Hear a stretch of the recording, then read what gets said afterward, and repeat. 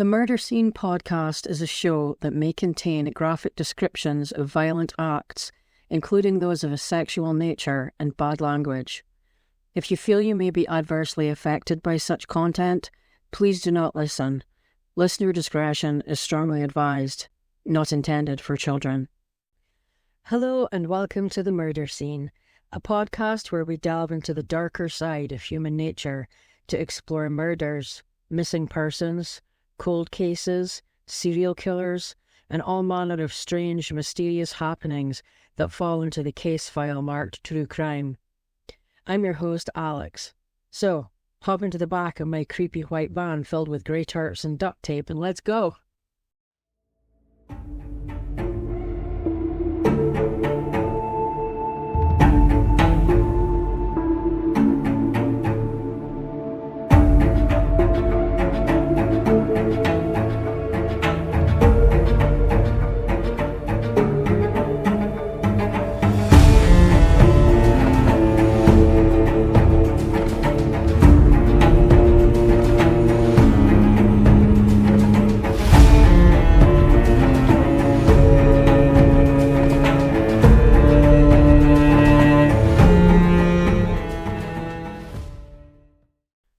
The Murder Scene Podcast, Episode Number 4, Part 2, Devil in the Darkness, The Reign of Richard Ramirez, the Night Stalker.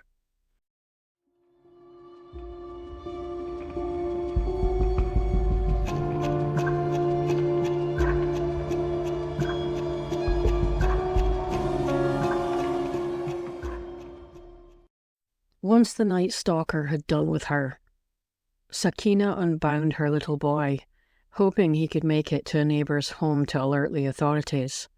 And he did. Ramirez headed north to San Francisco. The news coverage of the Night Stalker crimes was on fire. It was wall-to-wall coverage, burning up every news station and TV channel. He'd been paying attention to the media reporting. He didn't want to stop doing what he was doing, but he felt the need to migrate out of the LA area for a while. It was just too hot anymore in more ways than one. On August 18th, 1985, the unfortunates were the Pan family. 66-year-old husband Peter and his 62-year-old wife Barbara. As per his usual MO, he annihilated Peter Pan, the man of the household, by shooting him in the head with the .25 cal handgun. He died immediately. He battered Barbara bloody, sexually assaulted her, and shot her in the head too. At the murder scene, he again grabbed his victim's lipstick and drew a pentagram on the bedroom wall, then wrote, "Jack the Knife." He left another footprint behind too. After this case, the police managed to get to the bottom of the whole shoe thing. Carrillo had sent a bunch of people to work on just the shoe issue alone. It just so happened that the Avia company was fairly new, so there were a limited amount of the shoes available and only a few places that they could be bought. Gil and Frank met with the founder of the company, who was also the designer of the shoe, Jerry Stubblefield. He buried them in paperwork and shoe sole samples. The ones that had been all combed through gave them the info that they needed. They knew now that it was a black Avia aerobic shoe. Only 6 pairs had entered the country from the overseas manufacturer. 5 pairs went to Arizona. 1 pair went to California. But tracing it even down to the store it was sold from, although impressive, was where the trail of the shoe ended. The whole Avia shoe thing is interesting, particularly since it was a huge part of the prosecution's case against Ramirez, but the fact is that they never did find it in Ramirez's possession. The late Dianne Feinstein was the mayor of San Francisco at that time, and was asked by the local police to do a televised press conference to announce to the public that they'd had a brutal attack in their area, and the evidence had been found that linked it to the Los Angeles Night Stalker attacks. Carrillo had made an interagency video for distribution to law enforcement. Sometimes information could be lost or even deliberately not shared with other agencies, and the crimes had been committed in multiple jurisdictions, so organized information was key. This was so all the relevant details on the evidence that they had, the shoes, the gun calibers, etc., was done so that the multi-jurisdictions of law enforcement that were involved in the many Night Stalker cases were all on the same page with the same correct info. Unfortunately, nobody thought to tell the mayor's office that none of those details in the video should be released to the public. Wouldn't have thought you'd need to even say that, but apparently they had no fucking sense whatsoever and blurred the entire contents of the video to the public, via shoe and all. Needless to say, this is probably the reason why Ramirez was never found with the Avia shoes. He more than likely ditched them on his way out of San Francisco. They were never seen again. Ramirez stayed in the area for a few more days before making his return journey to L.A. On August 24th, 1985, Ramirez drove another stolen car outside of L.A. and headed to Mission Viejo. This night, Ramirez chose the home of 45-year-old James Romero Jr. The family had just got back from an awesome holiday in Mexico. James Romero III, Jr.'s 13-year-old son, was still awake. He got outside to his dad's truck to get a pillow he'd left there, but the truck was locked. Suddenly he heard a rustling noise in the brush, but didn't think too awfully much about it, figuring it was a small funny critter rooting around in the dirt. He then went to the garage, planning on working on his mini-bike project, but then heard something that he knew was not a critter. This time, he heard footsteps, running away from his house and down the street. There really shouldn't have been anybody out walking around in their street at that time of night. Not anyone up to any good, at least. So he hung around for a while and just watched from a window. He went to wake up his parents to call the police, and ran back outside to make sure he got the deets on the vehicle that the cops would need. He got the make and colour of the car and even a partial plate number. Instead of attacking the Romeros, Ramirez had moved on down the street a little ways and attacked another couple instead. Bill Carnes, 30, and his fiancée, Inez Erickson, 29, were asleep in bed when Ramirez slipped into their home via a window Bill inadvertently left open that evening. It was stifling, the heat suffocating, so he left it open, hoping for a cool breeze to flow through the house and make it a little more bearable. It was a near-fatal mistake. Bill woke up to the sound of Ramirez cocking the .25 cal in his face. He shot him in the head 3 times. Inez said that Bill's body flew over to her side of the bed and landed on her arm because of the force from the gun blasts. Shortly after, Ramirez grabbed her by the hair and dragged her out of bed where Bill lay bleeding. Ramirez tied Inez up with some of Bill's neckties and began beating her. He made her tell him that she loved Satan. Ramirez then did his customary ransacking of the house to find valuables he could sell to get coked up. Inez eventually pointed to a dresser in one of the rooms that had a little cash in it. Ramirez thought she'd been holding out on him. She told him, "I swear to God, that's everything that they had of value." And he told her, "Swear on Satan." He viciously raped her multiple times and forced her to perform oral sex on him. As he left his latest victims behind, Ramirez turned to her and said, "Tell them the Night Stalker was here." Inez managed to get loose from her bondage and ran to a neighbour to get help for Bill, who she didn't even know if he was alive or dead. Luckily, he was alive. He had 2 of the bullets Ramirez pumped into his skull removed. By some miracle, they both survived their Night Stalker nightmare. But Bill's rehabilitation took a long time. He never fully recovered from the ordeal, either physically or mentally, and had permanent paralysis on the left side of his body, never regaining the use of his left arm. Bill and Inez's relationship didn't survive the attack either. They eventually went their separate ways. Bill and Inez were the Night Stalker's final victims in his killing spree. 23 victims were either murdered, raped, beaten, sodomized, robbed, humiliated, some of them all of those. But was that really all of his victims? There are several other murder cases that feature very similar characteristics with the Night Stalker crimes that are still unsolved to this day. There is also a distinct possibility that there were other rape and or murder victims of Ramirez even before his Night Stalker era.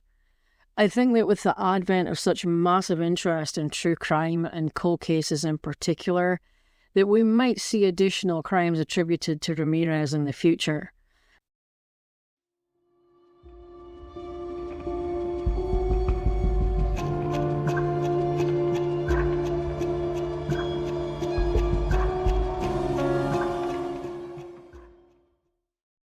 Ramirez was eventually identified via a single fingerprint he left behind in the last vehicle he stole, despite doing his customary wipe down on it.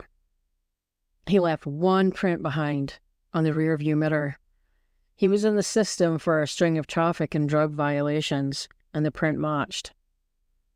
On August 29, 1985, the police released a mugshot of Ramirez from an arrest for a car theft from the previous year. His mug was plastered all over pretty much every newspaper in existence in California, splashed all over the TV, day and night. Ramirez was oblivious that he was now famous when he took a bus out of California and headed to his brother's home in Arizona. He didn't manage to hook up with his brother, so instead of hanging around waiting for him to show up, Ramirez headed straight back to LA and arrived there early on August 31st. There were cops standing at the bus station waiting for him, but he walked on by them and went into a local store in East LA. A gaggle of old Hispanic women were crossing themselves and whispering, "El Matador! El Matador!" The killer. And then he saw it. His own face on the front of a Spanish newspaper, whose headline referred to him as Invasor Nocturno, the Night Invader. He flew into a panic and fled the store, bolting across the street and tried to carjack a Ford Mustang sitting at the side of the road. But the locals were not having it that day. Faustino Pinon and Jose Burgoyne pulled his dumbass out of the car. Manuel de la Torre beat the motherfucker over the head with a fence post when he tried to swipe his wife Angelina's car keys out of her hand. After smacking Ramirez in the noggin, he ran off down the street, but Manuel took off after him, fence post still in hand. Eventually, there were more than 10 people chasing his ass down, including Jose's sons. They caught up with him and beat 7 shades of shit out of him. Needless to say, the police were called to the scene of the disturbance, and Ramirez was arrested. The Night Stalker had been caught.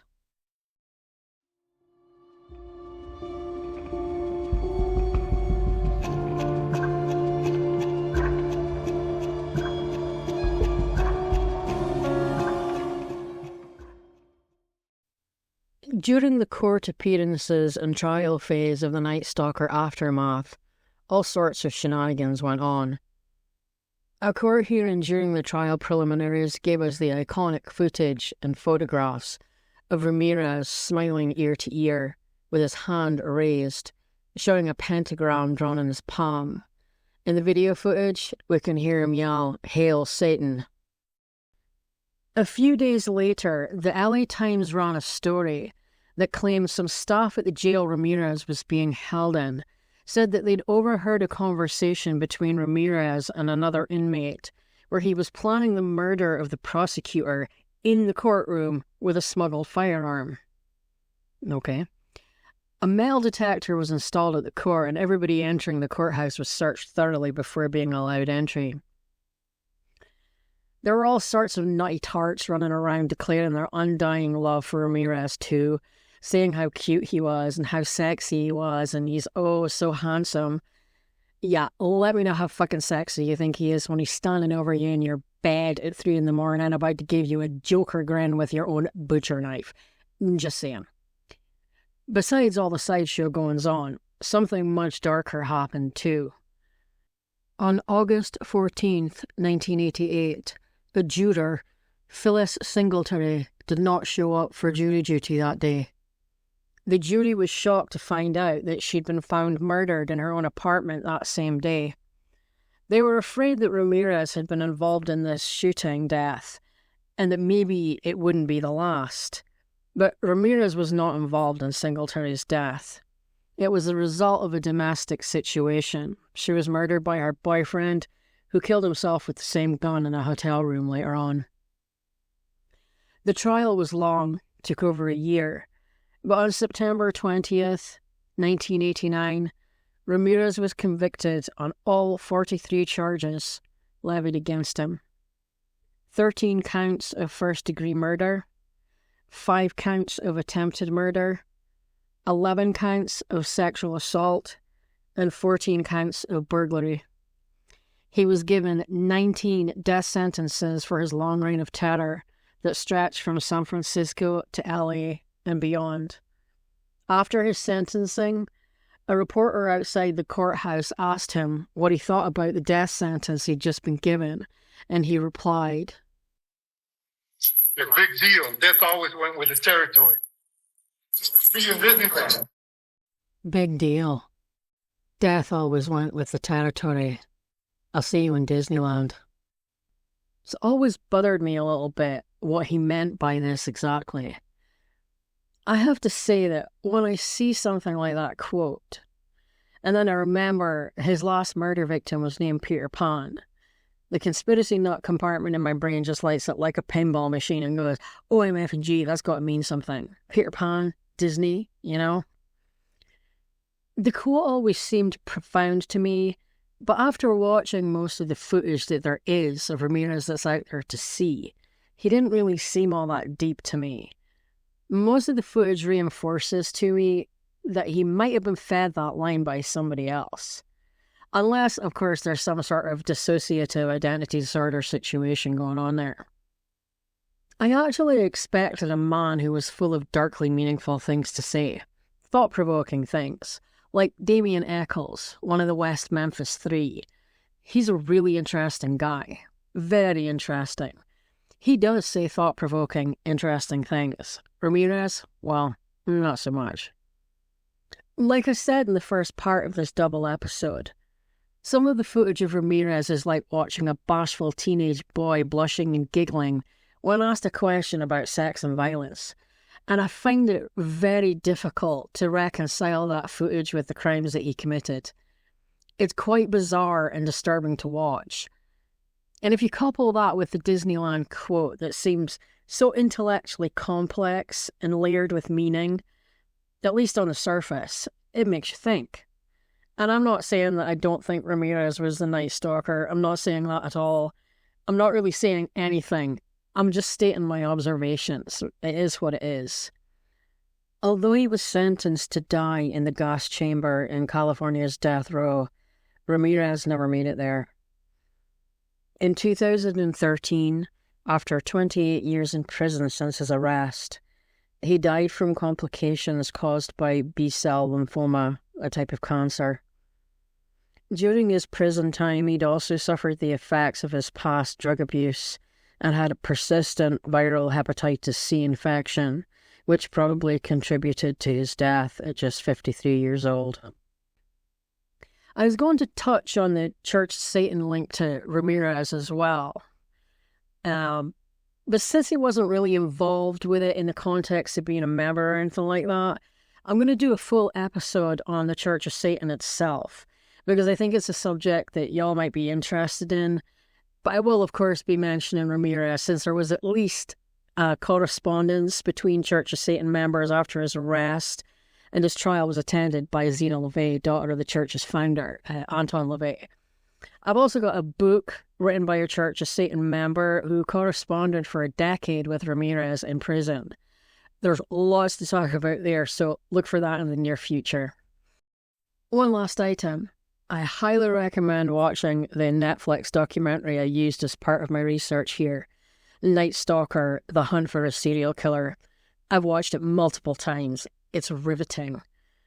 I've found some pretty bemused commentary on this documentary, though, with some folks unhappy with CGI or AI enhancements of crime scene photos and such. Yeah, it's true, they did do that, but I wasn't fazed by it. It just gave like a creepy, hyper-real look to some of the images.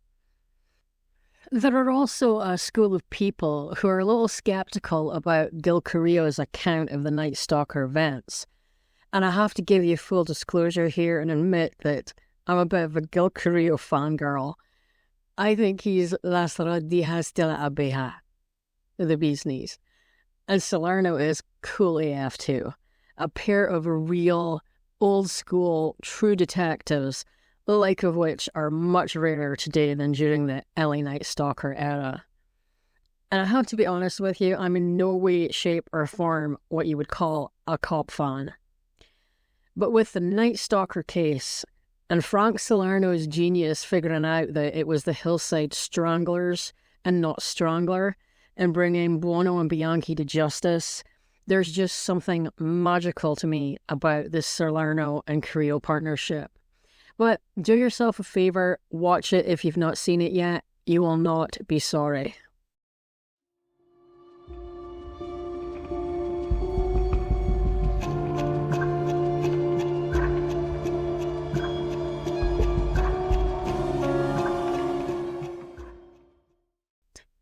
Thanks for listening. Go to themurderscene.com or at the Murder Scene Podcast on YouTube for all our social media links.